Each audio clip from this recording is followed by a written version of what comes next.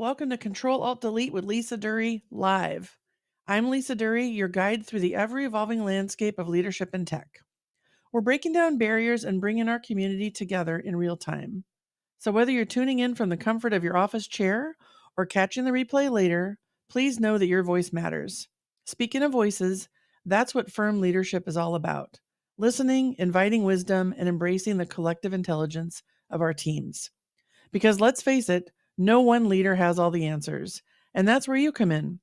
As we dive into today's discussion, please be an active participant.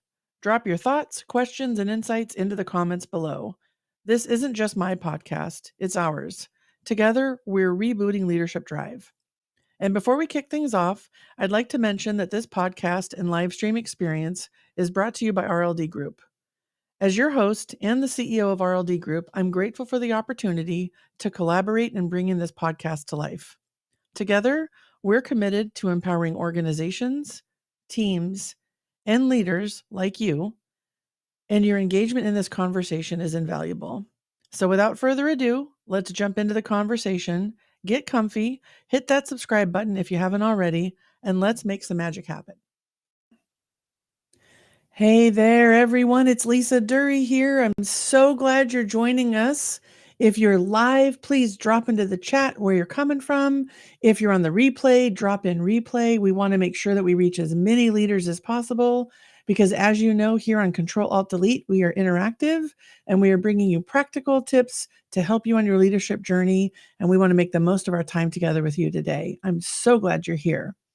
So I don't know if you saw our post today, but I posted a picture of my guest today and one of our dear friends and colleagues that I've known for over 24 years now. And the topic I put was collaboration. And I was having fun thinking about what is it like when you're a leader who is privileged to work with people who are fun, creative, don't take themselves too seriously, and also collaborate for the best of the organization, the team, and each other. And that's why today matters so much to me. So if you haven't seen the photo, you may see my hairdo from 2000. Hope you have fun looking at that. And I want to just say to you that, Lily Beth, I'm so glad you're here. Thank you so much for putting that in here. And Diana, I see you too. So we're going to be bringing your voices in. Today, we're going to be talking through the lens of firm leadership, which is what RLD Group brings into the world: flexible, intuitive, resilient, mindful. Those 4 ways of being as a leader are what's going to help you navigate the world in which we're in today. And today's topic is about navigating it through the lens of we, which is the team lens, as we look at resilience, innovation, and all the things that you need to prevent burnout and to thrive. And there's nobody else I could think of to bring up today than someone who I've been collaborating with for over 20 years. She's a dear friend. She's a trusted advisor to me. She's a member of RLD Group and has her own consulting firm. She is a Clifton Strings coach, a performance advisor. We call each other soul sisters, and we have so much fun when we're together. So, Gabes Coplan, welcome to Control-Alt-Delete with Lisa Duerre. There she is, everybody. Hi. Hey. Hey, hey. Whoop, whoop. Hey. So did you see my little thing I did today with our song? Yes. I did indeed. Yes. Stop, collaborate, and listen, right? Like, how many times, Gabes, when we were under pressure and stress, did we break into a song and have a dance to just like break it up and just stay in the moment? If you think about it, we were doing somatic stuff before it was even popular. We have been doing this for a long time. Yeah. So, Gabes, when you think about the lens that we're in today about we, right? We have I, we, and us. So there's individual, there's team, and there's the organization or the system. And you think about resilience. I know I've been more resilient because I've collaborated with you for decades now. But why does this matter to you today? Why did you want to say yes to this episode on this topic? Well, I love being in a team, which is kind of funny, but I love being in a team. I've had such amazing experience with different types of teams, whether it's teams where we're together being led by the same leader, whether we're collaborating across teams. So a lot of the work that I've done, I've actually been part of teams that people were reporting to other people. But really, it's so important because when people talk about resilience, it's really about people connecting and coming together and creating that space where how you show up and how you lean in really ultimately create success and innovation. And so I just have such a passion for building teams and helping leaders that I'm coaching build their teams to be like very high performing teams. So that's why it's important to me. Yeah, I appreciate it. I'm going to throw a couple of statistics to just reinforce your message here. So, when Gabes and I were planning on what we're going to talk about today, we pulled some stats. So I'm going to bring up a McKinsey research stat because not only does it near and dear to our heart, but it's good for business. So, according to McKinsey, employee disengagement and attrition could cost a median size S&P 500 company between 228 million and 355 million a year in lost productivity. So, if you're thinking about the bottom line and you're thinking about why are we doing all this, this is the conversation you want to be in. And I think the other one that I put up on LinkedIn and on social platforms, it has to do about collaboration. And this one, I think, Gabes, I want to start here with you because yes, these are, big numbers and lost productivity. They're important. But I know many of the leaders that we work with, you and I in RLD group and you with your own Paisley Spirit, right? All that we do together, when you think about it, we're talking to a lot of sales leaders, customer satisfaction organizations, product developers, right? So I want to just say Frost and Sullivan says that collaboration improves product quality by 34% and it improves product development by 30%. And I know we have both lived experience of being in silos and collaborating across. And I think that those statistics might be the lens in which I think this conversation matters. So the first thing I wanted to ask you about is, with your background in Clifton Strengths, with your background with somatic coaching, how you're helping people's nervous systems and get unstuck, how do you help leaders understand that collaboration is important and not make it feel like it's just one more thing they need to do? Like not be a burden. How do we help them see it as a gift and a resource to them? Well, one of the things that comes up a lot in the coaching that I do with executives is around delegation, and that's where collaboration takes place. So, oftentimes what helped a leader get to where they are is usually technical or was how they did their job as an individual contributor, and then suddenly they're now in this leadership role, or if they want to get to they want to level up to the next level, everything that they were doing before isn't going to really help them in that next level they want to be. And so what happens is we spend a lot of time talking about how do you leverage your team. And part of leveraging the team is creating opportunities for the team to shine through their strengths and their talents. But it's really hard for leaders to let things go. Often, many of the leaders are very conscious about overloading their teams. And so, all of that plays into resilience. And how do you create opportunities for the teams to come together, to get to know each other, to build the foundation so that when it really comes to obstacles and challenges and productivity, that they're building that foundation so they can rely on each other. And that's a lot of times around delegation, time management, stress management, mindfulness. So that's the kind of stuff that we're talking about and working on. Yeah, yeah. It's so interesting because in the past couple of days, even this morning, I had a coaching call. Yesterday, I was doing a coaching debrief with one of the sponsors. And the conversation that keeps coming up is, where's the time? There's no time. Everything is important.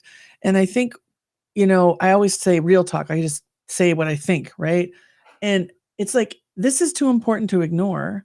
And what you're doing isn't working. And so the greatest gift you can give is to pause, to stop, collaborate, and listen. Right? Like, that's why I was joking with the song today. Like, Ice baby. zip your mouth and ask a question and let the system, the organization, the team tell you what's needed. The questions like, how might we, or what becomes possible if, because we hear over and over again, we don't have the resources, we don't have the time, we can't say no. The reality is then you have to change the way you work. If that's the mindset you have is we don't have the resources, we don't have the time, and we can't say no, well, then you better figure out how you work together and leverage your strengths and manage your stress and collaborate for problem solving. So the first gift I want to give everyone is a simple question of how might we, right? Mhm. And what becomes possible when or if. Those two questions can really unlock your energy, your mindset, your innovation. And if you do that in your team, Gabes, we've been doing this for years, right? So do you have a tip or a specific thing that you think we want to add right here in this conversation right now that people can go, okay, I can do that after this 30 minutes with these ladies?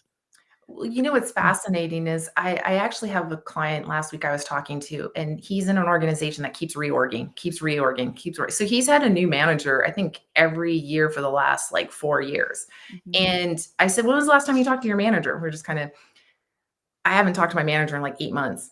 No. And by the way, that's a very common thing. I don't talk to my manager regularly. Even the simple having a check-in, a one-on-one, it doesn't, and just seeing how people on your team are doing. The other thing I was thinking about too is when teams are coming together, is your teammates need to be having one-on-ones. They need to be talking to each other and getting to know each other. That's really, really important, especially when you have teams where you're bringing people with different roles, different responsibilities, because it's really easy to be in a silo. And Mhm. yet, taking the time to actually talk to each other and get to know each other, and it doesn't matter if you're remote or you're in the office, taking that time to have that human connection, that goes a long ways in building that muscle of working together and being resilient together. And it's really important for leaders to foster that. So it starts with them. Mhm. Yeah, I love this. It's funny, I notice as a host, I say I love this a lot, and I think the reason I love it so much is because these are the conversations to have, right? And so you're basically saying to them, "Hey, stop, have a conversation," and encourage that across the teams too, right? It's not just all on the leader, but model it. And one of the things that I was thinking about this week was so interesting. When we think about the engineering world, right? We want the formula. We want to know how to get there, right? You and I've been doing this for years, building learning programs, and heck, that picture I showed was our first new hire orientation we ever ran together, right? So one of the things I think about is that the opportunity for resilience comes with understanding what people are thinking. So we don't have to expend the energy of making up stories to fill in the blanks. So Mhm. if you have a new manager every 4 months and the reorgs keep happening, or in the example I gave about we don't have the resources, one of the things I think we have to do as leaders, and we equip our leaders to do this, the ones we work with, um, is to presence the why behind a decision or a change in direction, right? The why. Because Mhm. we know when you understand the why, it's easier. And it could be as simple as just saying out loud, we're reorging because, right, the market has shifted and we're going to put our focus over here. Mhm. Or we don't have the resources because we just made an investment over here in the system and that's going to help us too. Like simply the because or and here's why, like just presencing and getting out of your head through your mouth to the team really can help with collaboration and breaking down silos because then people know why you chose to do what you did. Um, so I just want to presence that. And I really think one of the things you're really great at, Gabes, is storytelling. And I'm just curious, is there a story in your own leadership career where you really understood that the collaboration was broken and that the team was just under so much pressure and that you found ways to create the resilience at the team level through the firm leadership model? I mean, I know you have thousands of these stories. I worked with you for all these times, but what stands out? Is there one to share today that might inspire a leader to go, "Oh, okay, that could work." Yeah. So I was asked to take on it after, and because we have a history together after you left, right? The team was kind of dispersed. And after about a year, I was asked to take back a team. The manager wanted to go into a different direction. They wanted me to take back that team. So now I have 4 functions and not enough headcount. I mean, the amount of workload that was being asked of these people, it was crazy. And what I realized is because we were doing strengths through the strengths lens, seeing what people's strengths were, that there was opportunities for us to cross pollinate. And because of these people's strengths and talents and their experiences, we could actually help each other in these different functions. And so I started encouraging, hey, you go talk to this person because you guys are actually working on something very similar. You can help each other out. Okay, this team, you're going to go and help this team with their projects. And really just looked for opportunities. And that's my strategic brain, looking for opportunities to lay out a path. So people started to work together and started to help each other with their projects. I also created opportunities for us to be together as a team. So team building, as much as some people are like, I hate team building, it really does help for people to be together outside of just the work environment and to get to know each other and know each other's stories. We had a lot of fun, and it could be the smallest thing, but we found ways to really connect. and I tap into my people who are extroverted and my people who are introverted. I'd have side conversations with them like, hey, I want you to come. I think this will be good. And because of that, when things went sideways, we were moved to a new organization. And honestly, it was awful. It was not a good change for. We had to lay off people. People's roles were being redefined. The team, because we had spent time together building that, and we had time, we were able to navigate a lot of obstacles together. And I was so amazed by the resilience of these people and how much they supported each other and really lifted each other up and managed to still get the work done. So that's, for me, it was just watching these people just step up and be there for each other. It was truly an amazing team. So Mm. I have personal insight on this, so of course I'm almost crying because there's so much to this. Because we all know when there's organizational change, you've got a leader that's left, things are different. You're trying to step in and hold it all together, and you can either break, get very command and control, or open your heart, open your ears, and figure out how you can combine the teams to be more successful. And I mean, I have examples too where when I inherited a whole new team, and that team thought they were going to be reporting to someone else. And then they thought that the team I did have was like my favorite team, which I love everybody. And, so how do you integrate and bring two teams together, which at one point they thought one would win the game and the other one won, whatever the game is of politics at work, right? yeah. And I know that that's where we started our strengths exercise, because I knew we had to figure out how to get to know each other on a personal basis. And I remember watching everyone go, oh, I have that unique strength. That's what that is. Oh, that could help. And I really do believe we sit here today, Gabes, 24 years later, RLD Group, Rebooting Leadership Drive, built on strengths. Mhm. And I think that is such a component of resilience and team building, because you and I have done many workshops now around virtually, and heck, you've been out of the country to do this stuff too, and local, where the strengths experience really helps people recognize and connect deeper without it feeling like it's fluffy, because it's based on the work you have to get done. Mhm. So I really celebrate that. And I think it's kind of special that we have that long-standing history, and yet each of us approached it differently Yeah. because of our strengths, Yes. Yes. right? Yeah. Yeah. I want to bring in the chat here and see if there's a question for us or any comments here. So please go ahead and drop in any thoughts you're having on resilience, collaboration on a team. Maybe you want some insight from Gabes and I with all our history. But while people are dropping in the chat, I think another question I have for you, Gabes, is you and I know the power of play, right? And sometimes we get really hung up on just execute, get it all done, and there's no time for play, right? And even I still recall very vividly when Pharrell's Happy song came on. There were days when I was so stressed out, I'd play it in my office loud enough that you could hear it through the door, and people come by, go, and we just start dancing around the computer, and then we go back to work. It was almost like we didn't even say anything, Gabes. We'd just be like, because I'm happy, right? And it would just like change a vibe. Or you and I would like host a meeting with a huge hotel for these big sales kickoffs, and everyone's formal in their button down jackets and trying to make everything work. And there's thousands of details. And we would just giggle and, sing a song. So as much as this may seem fluffy to some, I can tell you the power of music shifts energy, and Mhm. it changes people's mindset. It helps people open back up. And you and I have had so many dance parties over the years, decades. Is there a song that comes to mind that we might just plant for people on, resilience and teamwork and collaboration? Like, what comes to mind? Oh, you mean like you want something like high energy? I want whatever you got. I want whatever you got. Oh, yeah. I really thought about this. See, this is the problem. I love music. So I'm like, what? You want me to pick one song? Yeah, maybe you got a playlist. I don't know. I don't know. It's so funny because today I was listening to Earth, Wind, and Fire. So take an Earth, Wind, and Fire I song to love Earth, Wind& pick and Fire. Yeah, do you remember September? Like, when I hear that song, I think what it is like, pick a song that brings you joy, because one. then you become more infectious with your energy, right? Yes. Yes. Um, well, to me, I was laughing all day getting ready to talk to you about stop, collaborate, and listen. Like, I don't know what it is for me, but it's just like, it's such a nice feeling to know that there's playfulness that then fosters resilience too. Mhm. Because when we don't take ourselves too seriously, it's okay. We're going to figure it out. Um, Well, that's part of it, right? People take themselves very seriously. Everything's very serious. And yeah, and I mean, I remember working with people, it's like, wow, you really take yourself seriously. And I'm a goofball. yeah. So, and yet it's one of those things that when you're with your team, you spend a lot of time with your team.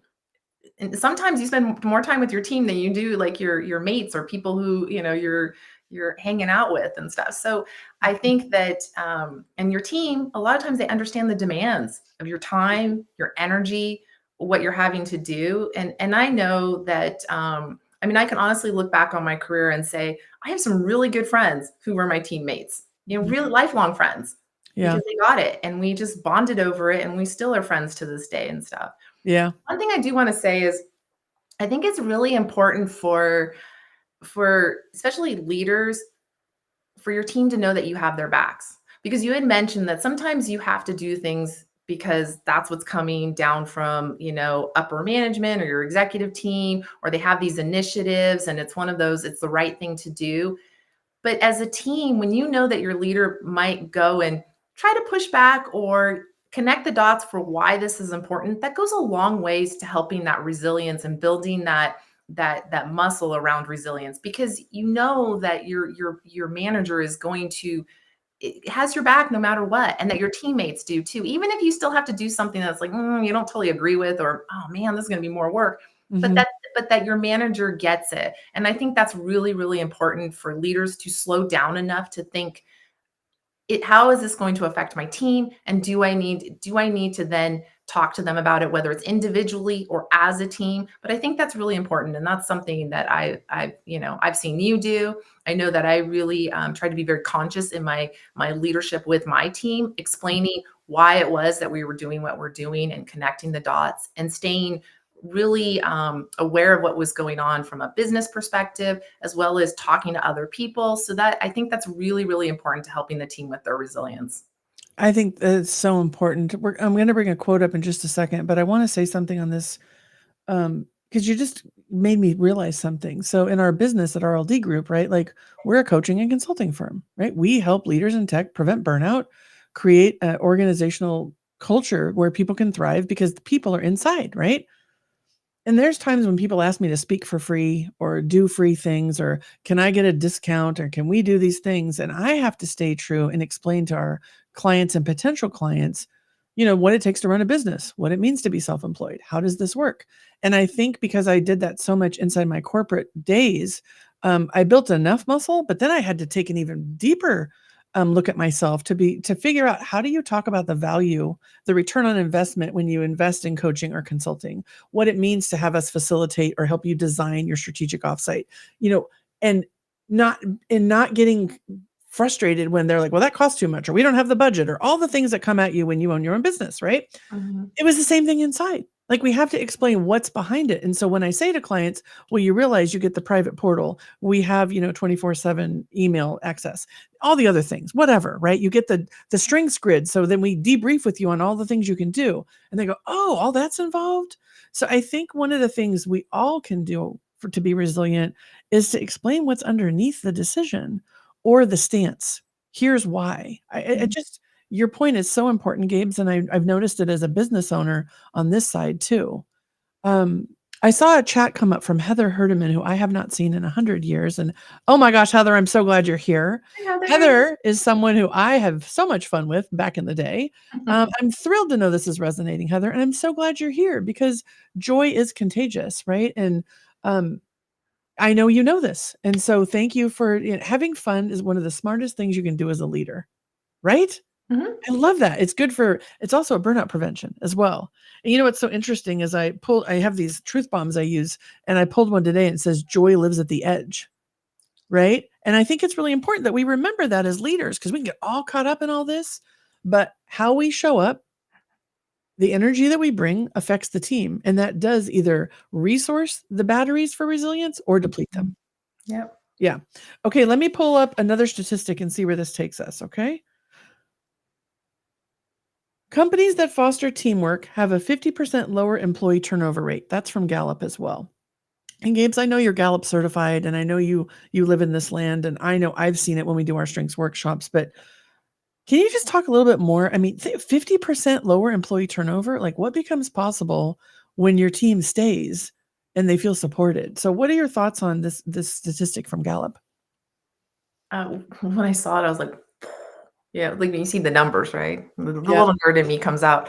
I think the thing for me when I see that and talking to leaders, and then also just, I mean, we're on LinkedIn, right now, and you see what people are talking about, being, either burnt out, or the environments they're in, they don't feel supported, they don't feel like they have a team, all those things. I think that it just reconfirms why it is so important for leaders to really spend time on their leadership skills, their emotional intelligence, really looking at how they can help foster that team environment. And one of the things that I think is so critical is personal ownership. As a leader, having personal ownership, but also encouraging the people on your team to have personal ownership as well. That everybody on the team is a leader. I mean, we talk about leadership and people always tie it to titles and ranks and things like that, but really everybody is a leader. There's self-leadership, and it's really important, for everybody to see themselves as a leader in whatever space that they're in, because they're stronger together. And the fact that that many people would want to lead, I mean, it makes my heart hurt, actually, Mm-hmm. because Yeah. people are just navigating through the workday and just trying to get through the day. I Mm-hmm. mean, that's a lot of people.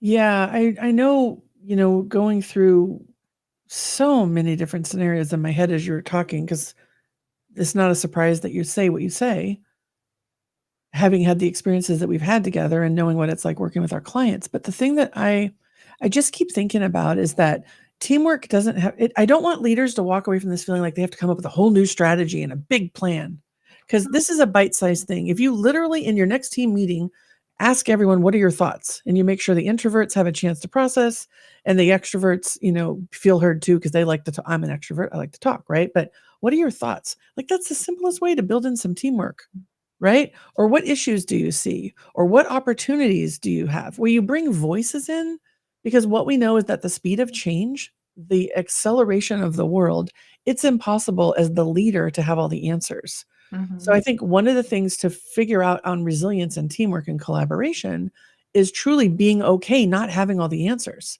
and recognizing that one of your responsibilities as a leader is to cultivate, extract, nurture, and help the organization flourish by the wisdom inside the humans inside that system. And so that 50% number to me says, whoa, what an opportunity to stop and be more curious. Mhm. So, yeah. By the way, it's okay to say, "I don't know." In fact, I was talking to someone about that today. It's a very powerful thing as a leader to say, "I don't know." You don't Yep. have to have all the answers. Yep. I don't know. What are your thoughts? Or I don't know. Let's figure it out together. Or, here's what I do know and here's what I don't know.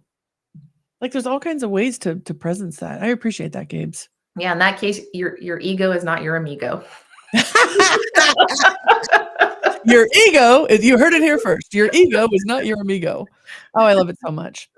Um, one of the things that I was thinking about is this concept that you were saying everybody is a leader. And I know I've been saying this my whole life too. And I feel like we have to lead ourselves. This is the I and the I, we, us model. Know Mhm. yourself, lead yourself, right? And Alinka just posted, Alinka, we're so glad you're here. She's commenting here, which is why I love doing this live so we can bring voices in. Great conversation about everybody's a leader. And do you remember a time, Gabes, when you first heard that and you kind of went, yeah, right? Or did you buy into it right away? Like, No, I can right? be very pessimistic at the beginning. I'm like, "What? That That's was a my bunch of lead-in BS." question. That was my lead-in question.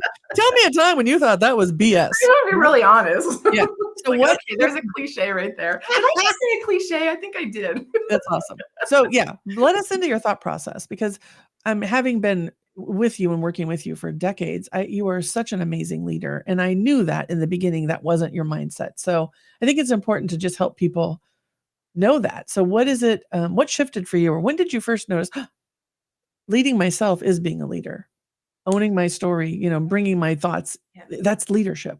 Well, I think very early on in my career, because I was actually non-engineer in an engineering world. And I love my brothers and sisters that are engineers, but they're really, they're about data and pointing out like, Gabes, like, how did you come to this conclusion? Gabes, why would we do this? And what I realized is that I had I have knowledge, I have knowledge that was different from theirs. And I was being asked to lead these different projects, leading these groups of people. And so it required me to step up as a leader, even though I had no title, no positional power, I had some knowledge power. And so it really started to make me realize that, yeah, I am a leader. I'm a leader in my space.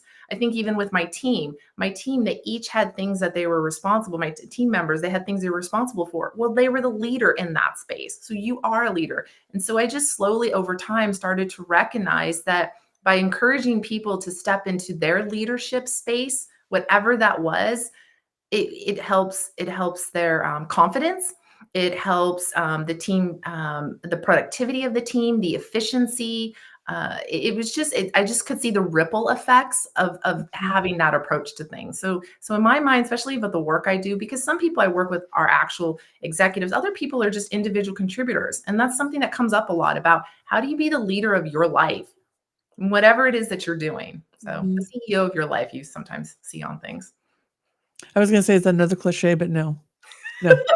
I I'm go back full to on your today. ego Look is at not your me. amigo. Your ego is not your amigo, right? Like I if you can't haven't, claim that as being mine. I actually saw that when I I was just love looking. it. But I love it because like, listen, we're all, wherever you are in your career, you Mhm. still are responsible to lead your life. And Yes. leading your life means showing up at your best at work. So advocating for what you need, bringing other voices in. We know that diversity and design matters. We know different diversity and voices matter, skill set, like your example of not being an engineer. Yeah. I just think it's really, really important. So I'm really glad we're here today and having this conversation. And it looks like Janice has a comment here we should bring up.